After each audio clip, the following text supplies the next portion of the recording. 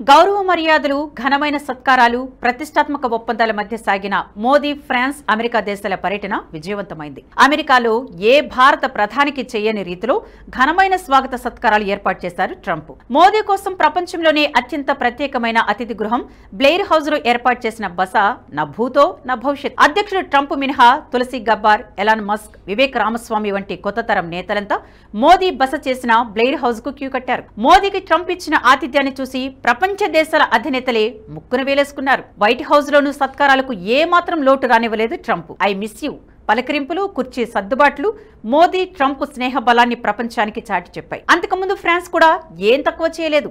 తన చిరకాల మిత్రుడు మోదీకి ఇమ్మాన్యుయల్ మేక్రాన్ అపూర్వ రీతిలో స్వాగత సత్కారాలు ఏర్పాటు చేశారు. ఫ్రాన్స్, అమెరికా పర్యటనలో మోదీకి విశిష్ట ఆతిథ్యమే కాదు, ఆయన మాటకు గిరాకీ పెరిగింది. మార్సెల్ నగర పర్యటన మోదీ ఫ్రాన్స్ టూర్ కే హైలైట్ గా నిలిచింది. ఆ నగరంతో వీర్ సావర్కర్ కు ఉన్న సంబంధాన్ని భారత ప్రజలకు గుర్తు చేశారు. ఆ దేశంలో వీర్ సావర్కర్ చూపించిన ధైర్య సాహసాలను స్మరించుకున్నారు. బ్రిటిష్ అధికారుల నుంచి తప్పించుకునేందుకు వీర్ సావర్కర్ చూపించిన పోరాట పటిమ, అప్పుడు ఆయనకు మార్సెల్ కార్యకర్తలు సహకరించిన తీరును గుర్తు చేసిన ప్రధాని ఈ సందర్భంగా రెండో ప్రపంచ యుద్ధంలో అమరులైన భారత సైనికులకు నివాళులర్పించారు. మోదీ ఇరు దేశాల్లో గౌరవ మర్యాదలు పొందడమే కాదు, అంతకుమించి ప్రతిష్టాత్మక ఒప్పందాలు కూడా చేసుకున్నారు. ఏఐ నుంచి న్యూక్లియర్ రియాక్టర్స్ అగ్రిమెంట్ దాకా, F-35 నుంచి అణు ఇంధనం దాకా మోదీ పలు కీలక ఒప్పందాలు, సమీక్షలు జరిపారు. వీటిలో అత్యంత ప్రతిష్టాత్మకమైంది పక్కలో బల్యం చైనాకు ఆశనిపాతం లాంటిది. భారత ఆర్థిక వ్యవస్థను బలోపేతం చేసే IMEC ప్రాజెక్టు కూడా ఉంది.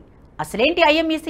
ఫ్రాన్స్ తో భారత్ చేసుకున్న ఈ అగ్రిమెంట్ గురించి డ్రాగన్ ఎందుకు భయపడుతోంది తెలుసుకుందాం. India Middle East Europe Economic Corridor సంక్షిప్త రూపమే IMEC. China Belt and Road Initiative BRIకి ప్రత్యామ్నాయంగా తలపెట్టిన ఈ ప్రాజెక్టు ఇప్పుడు బీజింగ్ కు ముచ్చెమటలు పట్టిస్తోంది. డ్రాగన్ ఆర్థిక వ్యవస్థకు సవాలు విసురుతోంది. ఫ్రాన్స్ అధ్యక్షుడు ఇమ్మాన్యుయల్ మేక్రాన్ తో కలిసి IMEC ప్రాజెక్టు పనులను మోదీ సమీక్షించారు. ఇద్దరు నాయకుల సమావేశం తర్వాత విడుదల చేసిన సంయుక్త ప్రకటనలో IMEC ప్రాజెక్టు విషయంలో కలిసి పనిచేయడానికి కట్టుబడి ఉన్నట్లు ప్రకటించారు. IMEC ప్రాజెక్టుకు 2023 సెప్టెంబర్లో భారత్ వేదికగా జరిగిన G20 శిఖరాగ్ర సమావేశం సందర్భంగా అంకురార్పణ జరిగింది. 2023 సెప్టెంబర్ 9న Bharat, America, UAE, Saudi Arabia, France, Germany, ఇటలీతో పాటు యూరోపియన్ యూనియన్ దేశాలు ఈ ప్రతిష్టాత్మక ప్రాజెక్టు ఒప్పందంపై సంతకాలు చేశాయి. అయితే గాజా వివాదం కారణంగా మధ్యప్రాచ్య దేశాలు ఉద్రిక్త వాతావరణం నెలకొంది. దీంతో IMEC ప్రాజెక్టు విషయంలో ముందడుగు పడలేదు. ఇప్పుడు ఇజ్రాయెల్, హమాస్ మధ్య కాల్పుల విరమణ ఒప్పందం కుదిరింది కాబట్టి ప్రాజెక్టు పనులు ముందుకు సాగనున్నాయి. ఈ నేపథ్యంలోనే ప్రాజెక్టు పనులను మోదీ, మేక్రాన్లు సమీక్షించారు. స్థూలంగా చెప్పాలంటే IMEC భారత్ను మిడిల్ ఈస్ట్ దేశాల, యూరోప్ దేశాల ద్వారా అమెరికాకు అనుసంధానించే వాణిజ్య కారిడార్. ఈ కారిడార్ లో 2 భాగాలు ఉంటాయని గత ఏడాది భారత విదేశాంగ శాఖ ప్రకటించింది. ఒకటి తూర్పు కారిడార్, ఇది భారత్ ను గల్ఫ్ దేశాలతో అనుసంధానిస్తుంది. రెండోది ఉత్తర కారిడార్, ఇది గల్ఫ్ దేశాలను యూరోప్ తో అనుసంధానిస్తుంది. రైలు, సముద్ర మార్గాల గుండా ఈ కారిడార్ అభివృద్ధి జరుగుతుంది. ముంబైలోని జవహర్లాల్ పోర్ట్ ట్రస్ట్, గుజరాత్లోని ముంద్రా, కాండ్లా పోర్ట్ల నుంచి IMEC ప్రాజెక్టు ప్రారంభమవుతుంది. అక్కడ నుంచి UAEలోని Fujairah port, Dubai Jebel Ali పోర్ట్లతో కనెక్ట్ అవుతుంది. ఇక అక్కడ నుంచి UAE, Saudi Arabia, Jordan, Israel వరకు రైలు మార్గం ఉంటుంది. అక్కడ నుంచి మధ్యధర సముద్రం గుండా IMEC కారిడార్ యూరప్ దేశాలకి ప్రవేశిస్తుంది. దీని తర్వాత 2 సముద్ర వాణిజ్య మార్గాలు ఏర్పడతాయి. మొదటి మార్గం ఇజ్రాయెల్లోని హైఫా ఓడరేవు నుండి ఇటలీకి చేరుతుంది.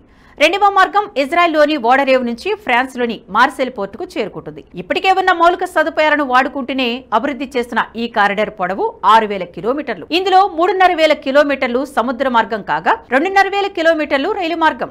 అంతర్జాతీయ వాణిజ్యానికి IMEC ఒక గేమ్ చేంజర్ గా నిలుస్తుందంటున్నారు వాణిజ్య రంగ నిపుణులు. ముఖ్యంగా IMEC ద్వారా భారత్ గణనీయంగా ప్రయోజనం పొందనుంది. ఈ ప్రాజెక్టు పూర్తయితే భారత్ తయారు చేసే ప్రొడక్ట్స్ ను యూరప్ కు డెలివరీ చేయడానికి పట్టే సమయంలో 40% ఆదా అవుతుంది. ప్రస్తుతం భారత సముద్ర మార్గం ద్వారా జర్మనీకి వస్తువులను డెలివరీ చేయడానికి 1 నెల కంటే ఎక్కువ సమయం పడుతుంది. కానీ కారిడార్ నిర్మించిన తర్వాత కేవలం 2 వారాల్లోనే జర్మనీకి చేరిపోతాయి. తద్వారా సమయంతో పాటు ఏటా వేల కోట్ల రూపాయల వృధా రవాణా ఖర్చును అరికట్టవచ్చు. అంతేకాకుండా IMEC పూర్తయితే భారత్ నుంచి ఎగుమతులు కూడా పెరుగుతాయి. చైనా ప్రతిష్టాత్మకంగా చేపట్టిన బెల్ట్ అండ్ రోడ్డు ఇనిషియేటివ్ BRIకి దీనికి ప్రత్యామ్నాయంగా పరిగణిస్తున్నారు. BRI ఇప్పటికే ప్రపంచవ్యాప్తంగా వందల దేశాల్లో కమర్షియల్ అండ్ కనెక్టింగ్ ఇన్ఫ్రాస్ట్రక్చర్ అభివృద్ధి చేసింది. ఈ వ్యూహాత్మక ప్రాజెక్టు ద్వారా చైనా పెద్ద ఎత్తున లబ్ధి పొందుతుంది. అయితే ఐఎంఈసీ పూర్తయితే అది బీఆర్ఏకి శాపంగా మారనుంది. అందుకే ఐఎంఈసీ విషయంలో చైనా మొదటి నుంచి చిరాకు పడుతూనే ఉంది. G20 వేదికగా ఈ ప్రాజెక్టుకు అంకురార్పణ జరిగినప్పుడు ఐఎంఈసీపై చైనా మీడియా విష ప్రచారం చేసింది. నిధుల కొరత కారణంగా ఈ ప్రాజెక్టు ఆగిపోవచ్చంటూ చైనా ప్రభుత్వ పత్రిక గ్లోబల్ టైమ్స్ అనేక కథనాలను ప్రచురించింది. ఐఎంఈసీ ఏమాత్రం బీఆర్ఏతో పోటీ పడలేదంటూ అబద్ధాలను ప్రచారం చేసింది. అంతేకాదు ఐఎంఈసీ ప్రాజెక్టు భారత్కు ఏమాత్రం లాభదాయకం కాదంటూ వార్తలు వడ్డించింది గ్లోబల్ టైమ్స్. దీనిని బట్టి ఐఎంఈసీని చూసి చైనా భయపడుతున్నట్లు ఇట్టే అర్థమవుతుంది. నిజానికి ఐఎంఈసీ ప్రాజెక్టును భాగస్వామి దేశాలని ఎంతో ప్రతిష్టాత్మకంగా తీసుకున్నాయి. ముఖ్యంగా భారత్, ఫ్రాన్స్ దేశాలు ప్రాజెక్టును శరవేగంగా పూర్తి చేసేందుకు తీవ్రమైన కసరత్తు చేస్తున్నాయి. ఐఎంఈసీ ప్రాజెక్టు కోసం ఫ్రాన్స్ భారత్ లో ప్రత్యేకంగా ఓ రాయబారిని నియమించిందంటే ఈ ప్రాజెక్టు విషయంలో ఫ్రాన్స్ ఎంత నిబద్ధతతో ఉందో అర్థం చేసుకోవచ్చు. ఫ్రాన్స్ అధ్యక్షుడు మేక్రాన్ ప్రత్యేక రాయబారి గెరార్డ్ మెస్ట్రాలెట్ 2023 సెప్టెంబర్లో గుజరాత్ లోని ముంద్రా ఓడరేవును సందర్శించారు. ముంద్రా, మార్సెల్ మధ్య ప్రత్యక్ష షిప్పింగ్ లైన్ ను ఇరు దేశాల వాణిజ్యానికి ప్రత్యేకాస్తిగా అభివర్ణించారు. మార్సెల్ ఓడరేవు ఫ్రాన్స్ లో అతిపెద్ద ఓడరేవు మాత్రమే కాదు, మధ్యధరా సముద్రంలో 3వ అతిపెద్దది పోర్టు కూడా. భారత్ ఈ పోర్టును ప్రధాన వాణిజ్య కేంద్రంగా ఉపయోగించుకోవాలనుకుంటుంది. ఎందుకంటే మార్సెల్ నగరం భౌగోళికంగా అత్యంత వ్యూహాత్మక స్థానం. టెలికమ్యూనికేషన్స్, ఇంటర్నెట్ కనెక్టివిటీకి ప్రధాన కేంద్రం. ఈ నగరం యూరప్, ఆఫ్రికా, పశ్చిమాసియా, ఆసియా దేశాలను కలిపే సబ్మెరైన్ కేబుల్ నెట్వర్క్ కు ప్రవేశ ద్వారం. మార్సెల్ నౌకాశ్రయం యూరప్, ఆఫ్రికా, పశ్చిమాసియా, ఆసియా ఖండాల మధ్య వాణిజ్యానికి కూడా ప్రధాన కేంద్రం. అందుకే ఐఎంఈసీ ప్రాజెక్టుపై చైనా విషం చిమ్ముతుంది. నిజానికి డ్రాగన్ చేపట్టిన బీఆర్ఏ ప్రాజెక్టు తీవ్ర ఇబ్బందులు ఎదుర్కొంటుంది. భాగస్వామ్య దేశాలన్నిటినీ అప్పుల్లో ముంచి తద్వారా బీఆర్ఏ ప్రాజెక్టును సాకారం చేసుకోవాలనుకుంటున్న చైనా కుయుక్తుల్ని భాగస్వామ్య దేశాలు ఇప్పుడిప్పుడే పసిగడుతున్నాయి. దీంతో బీఆర్ఏ ప్రాజెక్టు నుంచి తప్పుకుంటున్నాయి. ఇప్పటికే బీఆర్ఏ ప్రాజెక్టు విషయంలో చైనా, పాకిస్తాన్ మధ్య వివాదాలు మొదలయ్యాయి.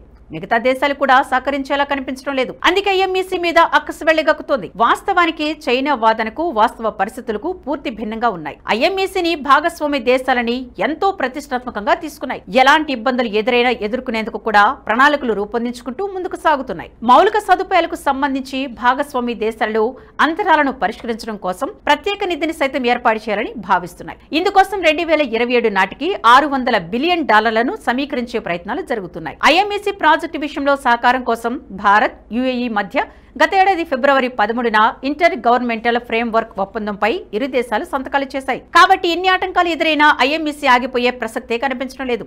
India, Middle East, Europe Economic corridor గనుక పూర్తయితే భారత వాణిజ్య స్వరూపమే మారిపోతుందంటున్నారు ఆర్థిక నిపుణులు.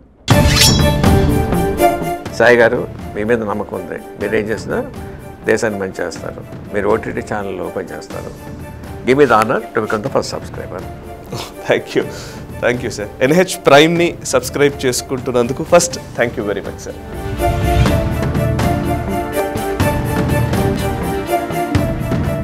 ఈ వీడియో మీకు నచ్చినట్టయితే లైక్ చేయండి, 10 మందికి షేర్ చేయండి. అలాగే కామెంట్ల రూపంలో మీ అభిప్రాయాలను మాతో పంచుకోండి. Nationalist hub group of channels ను సబ్స్క్రైబ్ చేసుకుని తెలుగునాట జాతీయవాద జర్నలిజాన్ని ప్రోత్సహించండి. ఈ వీడియో కింద ఉన్న బెల్ ఐకాన్ పై క్లిక్ చేయడం మర్చిపోవద్దు.